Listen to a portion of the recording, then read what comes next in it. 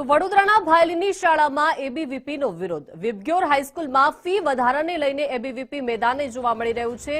School બહાર પહોંચી એબીવીપીએ સૂત્રોચ્ચાર કર્યા અને નિયમ વિરુદ્ધ ફી ઉઘરાવવાનો એબીવીપીએ જે આરોપ લગાવ્યો છે અને અગાઉ વાલીઓએ પણ ફી વધારાને લઈને વિરોધ કર્યો હતો। સ્કૂલના સંચાલકો ડીઈઓને પણ વિવિધ રીતે રજૂઆત કરવામાં આવી હતી અને અગાઉ વાલીઓ પણ આ વધારાને લઈને વિરોધ કરી ચૂક્યા છે અને સાથે સાથે આ સ્કૂલના સંચાલકો ડીઈઓને પણ ગાંઠતા ન હોવાના આક્ષેપ કરવામાં આવી રહ્યા છે। એફઆરસીએ 1.30 લાખ ફી નક્કી કરી અને 4 થી 5 લાખની વસૂલી થાય છે। પોલીસે એબીવીપી કાર્યકરોને ગેટ પરથી હટી જવા માટે સૂચના આપી।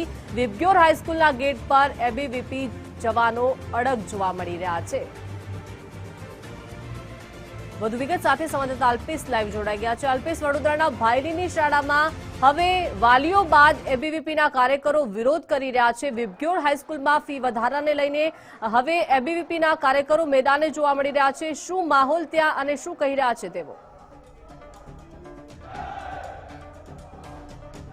બિલકુલથી વાત કરવામાં આવે તો જે રીતે વિબગ્યોર સ્કૂલના જે સંચાલકો છે તેમની દાદાગીરી અને મનમાની સામે હવે એબીવીપી છે તે મેદાને પહોંચ્યું, કારણ કે વાલીઓ દ્વારા પણ આ જે સ્કૂલના સંચાલકો છે તેમની રજૂઆત કરવામાં આવી। તેમ છતાં પણ આ જે સ્કૂલના સંચાલકો છે તેમના પેટનું પાણી પણ હલતું નથી। ડીઈઓ દ્વારા પણ નોટિસ આપવામાં આવી, તેમ છતાં પણ આ નોટિસને પણ આ જે સંચાલકો છે તે ગાંઠતા નથી અને પોતાની જે મનમાની છે તે મનમાની કરી અને ફી ઉઘરાવી રહ્યા છે। એબીવીપીની પાક છે તેમની સાથે વાત કરવાનો પ્રયાસ કરીશું। શું કહેશો, જે રીતે આજે વિરોધ કરવામાં આવી રહ્યો છે, સ્કૂલના સંચાલકો છે તે પોતાની ક્યાંક ને ક્યાંક મનમાની ચલાવી રહ્યા છે। ગેટ પરથી પણ સ્કૂલની અંદર પ્રવેશ નહોતો આપવામાં આવ્યો, હવે માંડ પ્રવેશ મળ્યો છે તો ટ્રસ્ટીઓ મળતા નથી।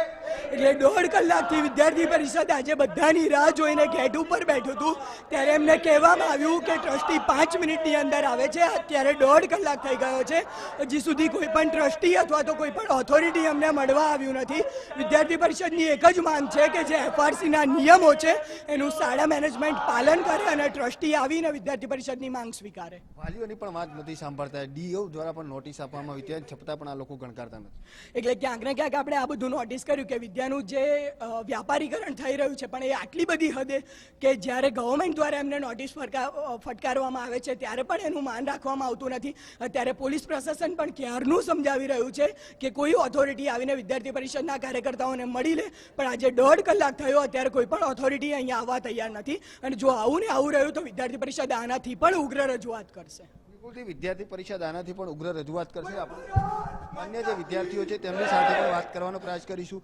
શું કહેતો, અહીંયા ટ્રસ્ટીની રાહ જોઈને બેઠા છો, કોઈ પણ સંચાલક જવાબ આપવા માટે તૈયાર નથી? બિલકુલ, છેલ્લા 1.5 કલાકથી આપ પણ જોઈ રહ્યા છો કે વિદ્યાર્થી પરિષદ અહીંયા ઉગ્ર વિરોધ કરી રહ્યું છે। પેલા ગેટ પાસે વિરોધ કર્યો, હાલ રિસેપ્શનમાં બેઠા છીએ, તેમ છતાં પ્રિન્સિપલ સાહેબ એમની કેબિનમાંથી બહાર આવવા તૈયાર નથી।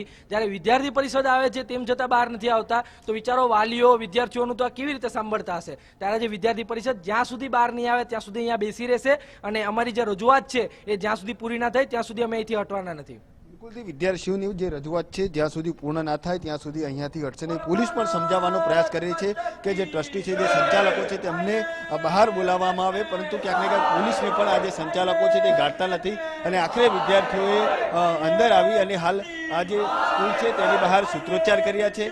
જે રીતે એફઆરસીના પણ જે નિયમો છે તેનું પણ ઉલ્લંઘન કરી અને આ જે શાળાના સંચાલકો છે તે પોતાની મનમાની ચલાવી અને મસ્ત મોટી ફી છે તે બાળકો પાસેથી વસૂલ કર્યા છે।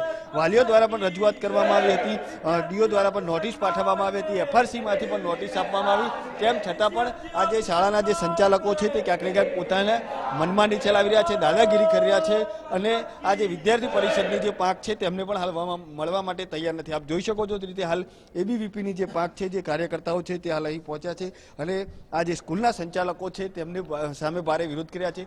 વિદ્યાર્થી પાંખની એક જ માંગ છે કે જે રીતે એફઆરસીના નિયમો છે, જિલ્લા શિક્ષણ અધિકારી દ્વારા નોટિસ આપવામાં આવી છે તે તમામ નિયમોનું પાલન કરવામાં આવે અને તે જ રજૂઆતને લઈને હાલ આ જે કાર્યકરો છે તે અહીં પહોંચ્યા છે। જી બિલકુલ, આભાર વિગત સાથે જોડાયા તે બદલ। એટલે કે વિબગ્યોર હાઈસ્કૂલના ગેટ પર હવે એબીવીપીના જવાનો અડગ જોવા મળી રહ્યા છે।